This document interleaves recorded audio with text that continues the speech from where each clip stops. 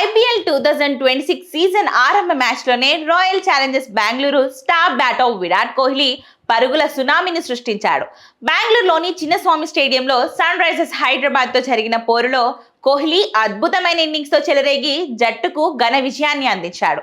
కోహ్లీతో పాటు దేవదత్ పడికల్ 61 పరుగులతో మెరవడంతో 202 పరుగుల భారీ లక్ష్యాన్ని ఆర్సీబీ కేవలం 15.4 ఓవర్లలోనే ఛేదించి రికార్డు సృష్టించింది. ఈ ఇన్నింగ్స్ ద్వారా విరాట్ కోహ్లీ ఐపీఎల్ చరిత్రలో సరికొత్త అధ్యాయాన్ని లిఖించాడు. ఐపీఎల్ రన్ చేసింగ్ లో రెండో ఇన్నింగ్స్ లో 4000 పరుగుల మైలురాయిని అందుకున్న ప్రపంచంలోనే మొట్టమొదటి క్రికెటర్ గా కోహ్లీ రికార్డు నెలకొల్పాడు.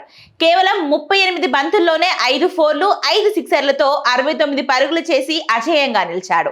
ఇప్పటి వరకు ఏ ఇతర బ్యాటర్ కూడా చేసింగ్ లో ఈ స్థాయి పరుగులు చేయలేదు.